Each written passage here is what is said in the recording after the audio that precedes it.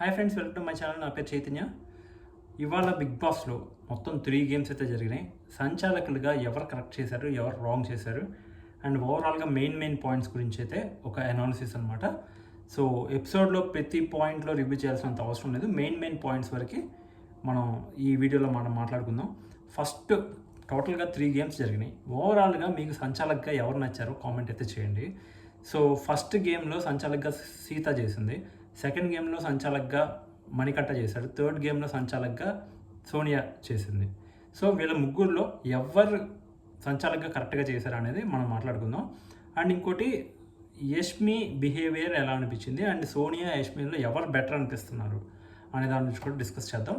First nominations అయిపోయిన తర్వాత so వచ్చి ఒకరికొకరు మాట్లాడుకున్నారు. నబీల్, ప్రేరణ ఫ్రెండ్స్ అయిపోయారు మళ్ళీ. సో వాళ్ళు వచ్చి ఒకరికొకరు మాట్లాడుకున్నారు. ఇక్కడ మణికంఠ యష్మితో బిహేవ్ చేసిన విధానం నచ్చలేదు.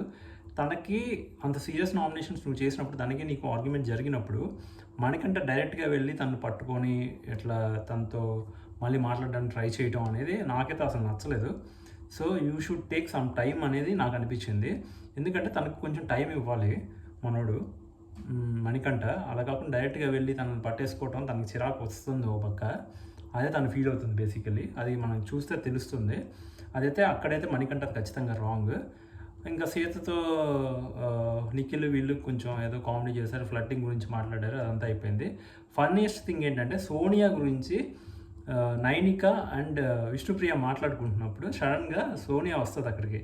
చాలా స్మార్ట్గా టక్కన టాపిక్ మార్చేసి ఇద్దరు భలే తప్పించుకుంటారు. టక్కన టాపిక్ మార్చేసి చాలా స్మార్ట్ అనిపించింది అది. నెక్స్ట్ ఇవి మెయిన్ పాయింట్స్. నెక్స్ట్ వచ్చేటప్పటికి సీత చాలాసేపు లైవ్లో సీత చాలాసేపు పృథ్వీతో ఏదైతే ఆర్గ్యుమెంట్ జరిగిందో, నువ్వు వీక్ అని అంటున్నాడు కదా. సో నువ్వు ఏడుస్తావు కాబట్టి నువ్వు వీక్ అని ఏదైతే అంటున్నాడో పృథ్వీ, దాని మీద చాలా ఆర్గ్యుమెంట్ చేసింది సీత. ప్రతి ఒక్కళ్ళు అక్కడ వెళ్ళిన ప్రతి ఒక్కరిని పృథ్వీదే తప్పు కదా, తను ఎలా అంటాడు నన్ను వీక్ అని, నాకు నచ్చలేదని చెప్పొచ్చు కానీ వీక్ అని అనకూడదని చెప్పి సీత చాలా ఆర్గ్యుమెంట్ చేసింది లైవ్లో. అండ్ ఇంకోటి వచ్చేసి మణికంఠ వర్సెస్ ఆదిత్య. సో జరిగిన నామినేషన్ గురించి తర్వాత సోనియాకి మణికంఠకి మధ్య డిస్కషన్ అవుతుంది. అక్కడ మణికంఠ ఏమంటాడంటే, మీరు నాకు నేను లోగా ఉన్నప్పుడు మీరు నాకు సపోర్ట్ ఇచ్చారు, నేను దాన్ని కాదంట్లా, అలానే నేను ఇప్పుడు నామినేట్ చేయకుండా ఉండలేను అన్నట్టుగా తను చెప్తుంటాడు. నేను స్ట్రాంగే, ఇది ఇప్పుడే కాదు ఇదివరకు కూడా స్ట్రాంగే, కానీ ఏదో ఒక పాయింట్ ఆఫ్ టైంలో ఎవరో ఒకరు డౌన్ అవుతారు కదా, అలా నేను డౌన్ అయ్యాను. సో మీరు నాకేమి చేయలేదని నేను చెప్పట్లా, బట్ అలా నేను నామినేట్ చేయకుండా ఉండలేను, అలా నేను వీక్ అని నేను ఒప్పుకున్నా, నేను స్ట్రాంగే అని చెప్పే పాయింట్ మణికంఠ చెప్తున్నాడు. ఇక్కడ మణికంఠ ఆర్గ్యుమెంట్ ఈజ్ రైట్. ఏదో అప్పుడు తను ఎమోషనల్గా డౌన్ ఉన్నంత మాత్రాన అప్పుడు వీళ్ళు సపోర్ట్ చేశారని ఇప్పుడు ఆ పాయింట్ని పట్టుకొని వాళ్ళని నామినేట్ చేయకూడదు అనే కాన్సెప్ట్ అయితే కరెక్ట్ కాదు. సో వాళ్ళని నామినేట్ చేయొచ్చు, దీనికి తప్పులు అనిపిస్తే తనకి తప్పులు చెప్పచ్చు, అదైతే కరెక్ట్. బట్ నేను ఒక విషయం అయితే ఒప్పుకోను, మణికంఠ యష్మితో ఫ్రెండ్షిప్ వేరుగా గేమ్ వేరుగా చూడాలంటున్నాడు కదా, ఆ పాయింట్ అయితే నేనైతే అగ్రీ చేయను. మీరేమనుకుంటారో కామెంట్ అయితే చేయండి. సో ఎందుకంటే వన్స్ ఫ్రెండ్ అన్నాక మనకి తప్పులు కనపడవు. జనరల్గా ఫ్రెండ్స్ అన్నాక ఇంకా నామినేషన్ అనేది రాదు బేసికల్లీ. సో అందుకే ఫ్రెండ్షిప్ అనే పాయింట్ వచ్చినప్పుడు నామినేషన్ చేసుకోరు. ఇంకా లీస్ట్ కేస్ సినారియోలో ఇంకా వాళ్ళే ఉన్నారు తప్పదు అనుకున్న పరిస్థితుల్లో తప్ప, లేదంటే ఎంతో పెద్ద తప్పు చేస్తే తప్ప ఫ్రెండ్ని నామినేట్ చేసే పరిస్థితి ఉండదు. అలా కాకుండా ఫ్రెండ్తో తిరుగుతూ వాళ్ళ పాయింట్స్ వాళ్ళ బిహేవియర్ని గమనిస్తూ అన్నీ చేస్తూ, అసలు ఫ్రెండ్ అంటేనే వాళ్ళ గురించి పూర్తిగా తెలిసిన తర్వాత ఫ్రెండ్షిప్ అనేది మొదలవుతుంది, సింక్ అయిన తర్వాత ఫ్రెండ్షిప్ అనేది మొదలవుతుంది. ఊరికనే క్యాజువల్గా వాళ్ళతో తిరుగుతూ అది ఫ్రెండ్షిప్ అని చెప్పుకుంటూ వాళ్ళు చేసే మిస్టేక్స్ని గమనించి అవి తీసుకొచ్చి ఒక నామినేషన్ పాయింట్గా పెట్టడం అనేది నా దృష్టిలో అయితే అది ఖచ్చితంగా wrong. Manikanta game is totally negative game నా దృష్టిలో. అలా చేయొచ్చు కదా, తప్పు కనపడింది చేయొచ్చు కదా అంటే చేయొచ్చు, రూల్స్ ఏం లేవు, చేయొచ్చు. బట్ అది అందరికీ నచ్చాలని లేదు. సో నాకు నచ్చలేదు. Basically that is wrong game, that is negative game. అలా ఉండకూడదు.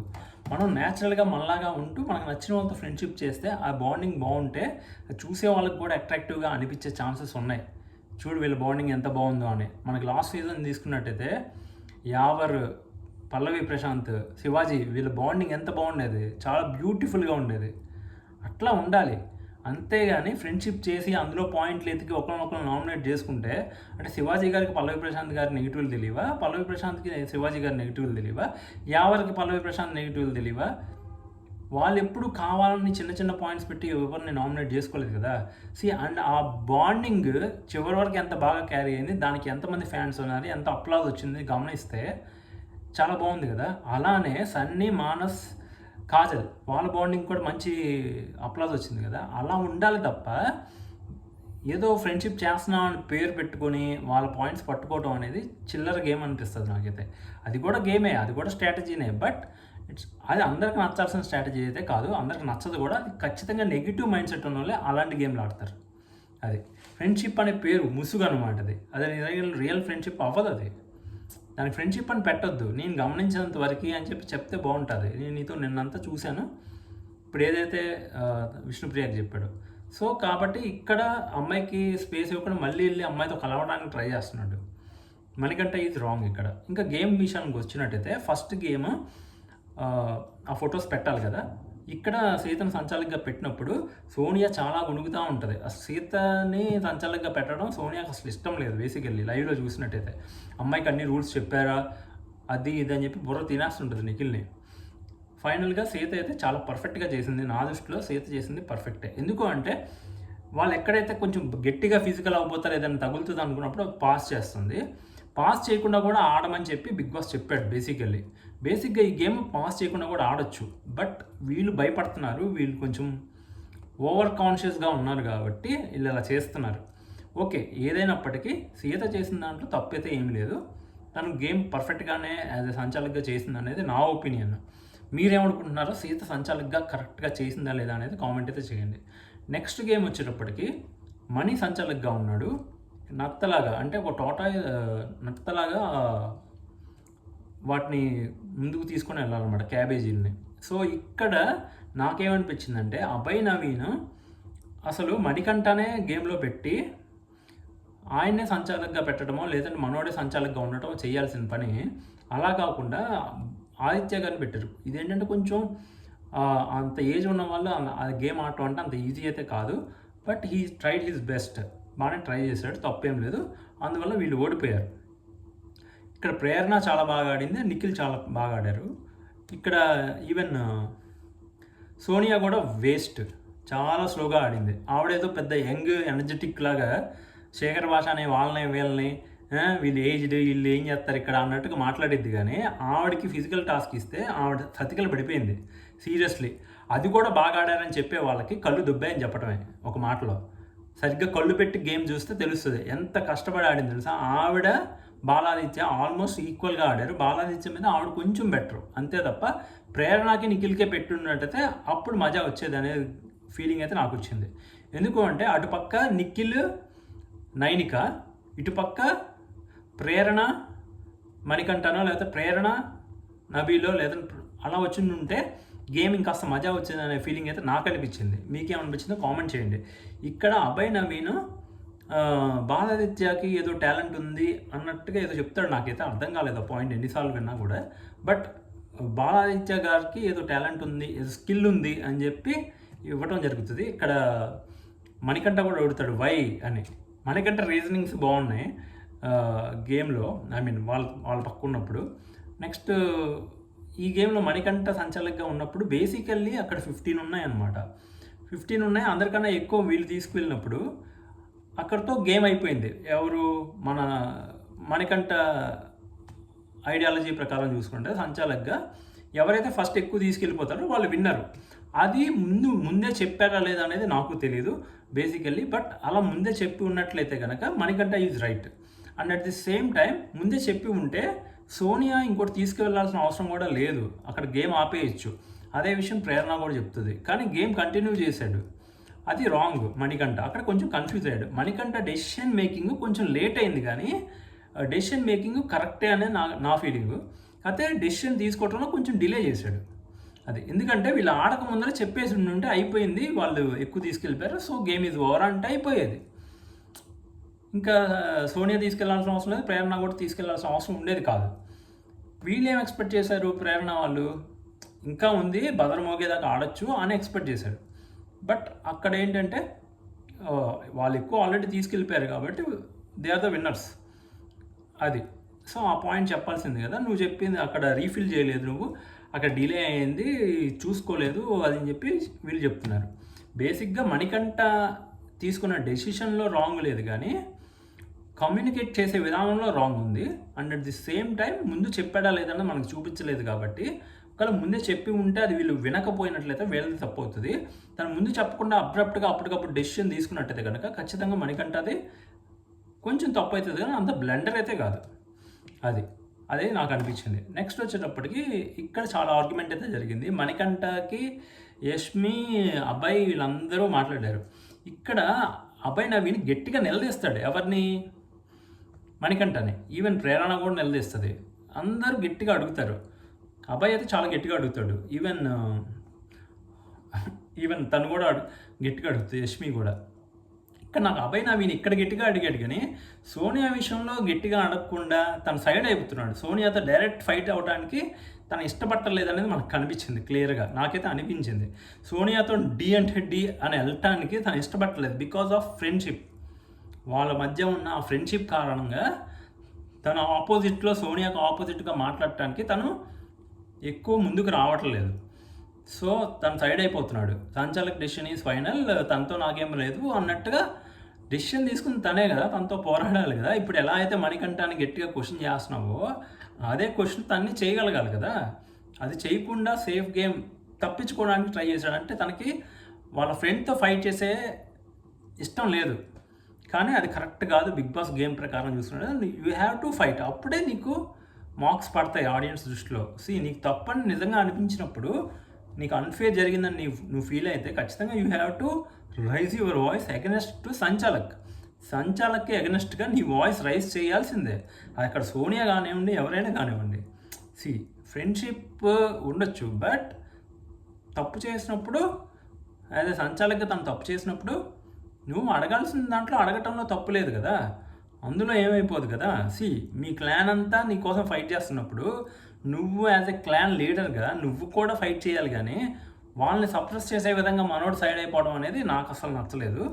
అండ్ ఆ టాస్క్లో తప్పు ఎవరిది అని గమనిస్తున్నట్టయితే అక్కడ ఒక బాక్స్ ఉంది. ఆ బాక్స్ లోపల ఉన్న బెలూన్స్ మాత్రమే పగలగొట్టాలి అని లెక్కలోకి తీసుకోవాలి, కానీ బాక్స్ బయట పడిపోయినవన్నీ కూడా లెక్కలోకి తీసుకోవాలని అయితే నేనైతే ఒప్పుకోను. అది కరెక్ట్ కాదు. అలా అయితే ఇంకా బాక్స్ గీయడం ఎందుకు? సరే బాక్స్లో నుంచి బయటకు వెళ్ళిపోకూడదు అన్నప్పుడు ఫస్ట్ టైము ఎక్కువసార్లు బయటకు వెళ్ళిపోయినప్పుడే డిస్క్వాలిఫై చేయాలి. ఎలా అయితే నబీల్ పృథ్వీ విషయంలో పృథ్వీ ఎక్కువసార్లు తనని చేయబట్టుకొని లాగేయటం అనేది చేయటం వల్ల తన్ని డిస్క్వాలిఫై చేశారు. అదేవిధంగా నీకు నిజంగా యాజ్ ఏ సంచాలక్గా ఇక్కడ అబ్బాయి నవీన్ మాటికి బయటకు వెళ్ళిపోతున్నాడు, బయటికి వెళ్ళే గేమ్ ఆడుతున్నాడు అని నువ్వు ఫీల్ అయితే సంచాలక్గా తను అక్కడే పాస్ చేసి యు ఆర్ డిస్క్వాలిఫైడ్, ఇంకొకసారి వెళ్తే అని ఒక 1, 2, 3 వార్నింగ్స్ ఇచ్చేసి నెట్టేయాలి, గేమ్లో నుంచి బయటకు నెట్టేయాలి, కంప్లీట్గా డిస్క్వాలిఫై చేసేయాలి. అలా చేయకుండా చివరి వరకు ఆడించి and at the same time balloons తోసే క్రమంలో తిను ఆరెంజ్ బెలూన్స్ మాత్రమే ఎక్కువ తోస్తుంది లోపలికి. వీళ్ళు పాల్గొట్టాల్సిన బెలూన్స్నే ఎక్కువ తోస్తుంది వాళ్ళ టీమ్స్ హెల్ప్ అయ్యే విధంగా. అది నేను గమనించాను. మీరు ఎంతమంది గమనించారో కామెంట్ అయితే చేయండి. సో నెక్స్ట్ తన ఆ బెలూన్స్ని తోయడం అండ్ అది ఇరిగిపోయినప్పుడు విష్ణుప్రియ తీసుకొచ్చి ఇవ్వటం, వీళ్ళ టీం కొంచెం తప్పు గేమ్ అయితే ఆడారు. ఇక్కడ సంచాలక్గా డెసిషన్ తనది ఖచ్చితంగా రాంగ్ అవుతుంది. ఎందుకు అంటే as per the rule book అందులో ఉన్న దాని ప్రకారం చూసినట్టయితే ఫైనల్గా ఎవరికైతే బెలూన్ వాళ్ళ బాడీ మీద ఉంటాయో వాళ్ళు విన్నర్గా ప్రకటించాలి, అంతేగాని బయట బెలూన్స్తో సంబంధమే లేదు. బయట బెలూన్స్ని కన్సిడర్ చేయాల్సిన అవసరమే లేదు. కానీ ఇక్కడ సోనియా ఏమంటుంది, నేను అనలైజ్ చేసిన దాన్ని బట్టి, నేను చూసిన దాన్ని బట్టి నువ్వు ఎక్కువసార్లు బయటకు వెళ్ళావు అండ్ బయట బెలూన్స్ని కూడా కన్సిడర్ చేసుకుంటే అని చెప్పి డెసిషన్ తీసుకుంది. అది ఖచ్చితంగా రాంగ్ డెసిషన్ నా దృష్టిలో అయితే. ఎందుకు అంటే ఇవన్నీ పగలగొట్టిన బాడీకి ఒక బెలూన్ ఉంది, అది పగలగొట్టలేకపోయాడు కదా తను. So that is minus point నిఖిల్కి. సో నిఖిల్ ఇక్కడ చిన్న క్లూ కూడా ఇస్తాడు ఎవరికి, సోనియాకి. ఏమని, ఓడిపోయిన తర్వాత అబ్బాయి ఎక్కువసార్లు బయటకు వెళ్ళాడు అని చెప్పి ఒక హింట్ ఇస్తాడు సోనియాకి. అది పట్టుకొని అవును బయటికెళ్ళాడు, అదొక పెద్ద పాయింట్ కింద తను యాడ్ చేయడానికి ట్రై చేసింది. ఓకే. బయటికెళ్తే వెళ్ళుండొచ్చు. తిను అసలు బయటికి వెళ్ళలేదా అంటే తిను బయటికి వెళ్ళాడు. బయటికి వెళ్ళి కొడతాడు తిను. మనకి ఈవెన్ ప్రోమోలో కూడా కనబడుతది. నిఖిల్ కూడా బయటకొచ్చి కొడతాడు. సో, బయట బెలూన్స్ కన్సిడరేషన్‌లోకి తీసుకోవాలా వద్దా అనేది చాలా క్లియర్‌గా అర్థమవుతుంది. ఎందుకు అంటే వితిన్ ద బాక్స్‌లో ఉన్నవి. కొన్ని బెలూన్స్ అయితే స్విమ్మింగ్ పూల్‌లో కూడా ఉన్నాయి మరి.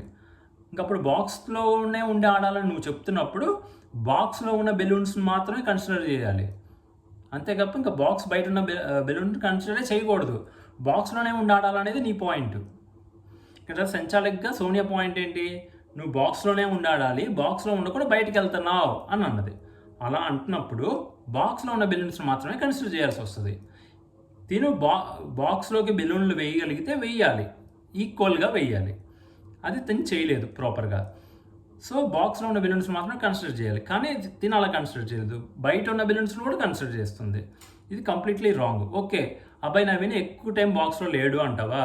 నువ్వు 1, 2, 3 వార్నింగ్స్‌లోనో లేదా 1 వార్నింగ్‌లోనో, 2 వార్నింగ్స్‌లోనో తన్ని డిస్‌క్వాలిఫై చేసేయాలి. గేమ్ చివరి వరకు రానివ్వకూడదు నువ్వు. గేమ్ చివరి వరకు రానిచ్చి, గేమ్ పూర్తిగా అయిపోయిన తర్వాత బై మిస్టేక్ మీ వాడు ఓడిపోయి వాళ్ళ దగ్గర బెలూన్ ఇంకా ఉండటం వల్ల వాళ్ళు విన్ అయిపోతారని అప్పటికప్పుడు రూలు చేంజ్ చేసిన ఫీలింగ్ అయితే నాకు వచ్చింది. ఇక్కడ ఖచ్చితంగా సంచాలకుగా సోనియా అయితే కంప్లీట్లీ రాంగ్. అండ్ యష్మి మాట్లాడిన మాటల్లో అర్థం ఉంది. తన అంత ఆవేశంగా మాట్లాడకుండా మామూలుగా చూడు సోనియా, నువ్వు ఇలా చెప్పావు, ఇలా చేసావు అని చెప్పి మాట్లాడుంటే ఇంకా పర్ఫెక్ట్గా ఉండేది అనేది నా పాయింట్. బట్ తిను ఓవర్ అగ్రెసివ్ అయిపోయిందన్న ఫీలింగ్ అయితే నాకు వచ్చింది. బట్ సోనియాకి ఆ మాత్రం గట్టిగా ఇవ్వకపోతే వర్కౌట్ అయ్యే పనే లేదు. ఎందుకు అంటే తిను అంత సీరియస్గా అవ్వాల్సిన అవసరం లేదు. బట్ ఆ నామినేషన్ హీట్ ఇక్కడి దాకా వచ్చిందనేది నా ఫీలింగ్. బట్ తను మాట్లాడిన దాంట్లో ఏదైనా తప్పు ఉందా అంటే తప్పే లేదు. ఎందుకంటే తనేమి అవుట్ ఆఫ్ ద కాంటెక్స్ట్ వెళ్ళి మాట్లాడలేదు సోనియా లాగా. వాళ్ళ పేరెంట్స్ గురించి, వాళ్ళ బట్టల గురించి అయ్యేం మాట్లాడలేదు. సంచాలకుగా గేమ్ ఎలా ఆడిందనే దాని గురించే మాట్లాడింది. కాకపోతే కొంచెం అగ్రెసివ్గా, గట్టిగా, ఫోర్స్గా మాట్లాడటం స్టార్ట్ చేసింది. అది. సో, ఆ విధంగా చూసుకున్నట్టయితే ఇక్కడ సోనియా బ్లెండర్ అయితే చేసిందా లేదా అనే దానికి నేనైతే ఖచ్చితంగా బ్లెండర్ చేసింది అని నేను చెప్తాను. నా ఉద్దేశం ప్రకారం తను ఏదైతే చెప్పిందో వితిన్ ద బాక్స్‌లోనే గేమ్ ఆడాలని ఏదైతే చెప్పిందో తన మీద ఆ పాయింట్ మీద తను స్టిక్ ఆన్ అయ్యుండుంటే కనుక ఖచ్చితంగా Abhay Naveen is the winner. అలా కాకుండా బయట బెలూన్స్‌ని కూడా కన్సిడర్ చేయడం అనేది కంప్లీట్లీ రాంగ్. అది తన పాయింట్‌ని తానే కాంట్రడిక్ట్ చేసుకుంటుంది. మామూలుగా 'బిగ్ బాస్' హౌస్‌లో తను చెప్పే నామినేషన్ పాయింట్‌లో వాటిల్లో వీటిలో ఎలా అయితే కాంట్రడిక్ట్ చేసుకుంటుందో ఇక్కడ కూడా సోనియా తన పాయింట్‌ని తానే కాంట్రడిక్ట్ చేసుకుంటుంది. ఏ విధంగా అంటే ఫస్ట్ వీక్ నామినేషన్స్‌లో తను ఏం చెప్పింది? బేబక్క ఫుడ్ విషయంలో మా ఆకలి తనకి చాలా ఇర్రెస్పాన్సిబుల్‌గా తీసుకుంది. చాలా ఇర్రెస్పాన్సిబుల్‌గా బిహేవ్ చేసింది అని చెప్పింది. ఆ తర్వాత తను వెళ్ళిపోయిన తర్వాత నెక్స్ట్ నామినేషన్స్‌లో ఒకసారి ఏమన్నా పెద్దవాళ్ళకి రెస్పెక్ట్ ఇవ్వాలన్నట్టుగా ఒక నామినేషన్స్‌లో మాట్లాడింది. ఇంకోసారి ఏమన్నా విష్ణుప్రియ గురించి మాట్లాడుతూ తను ఏదో జోక్ వేస్తే ప్రేరణ మీద మాడిపోయిన బ్రెడ్ గురించి ఎవరైనా కావాలని మాడగొడతారా? అసలు ఎందుకు అంత రెచ్చగొడుతుంది అని చెప్పి డైలాగ్ వేసింది సోనియా. సోనియా చెప్పే మాటలు సోనియానే స్టాండ్ తీసుకోదు వాటి మీద. తను సంచాలకుగా తనకి తను వచ్చి నేను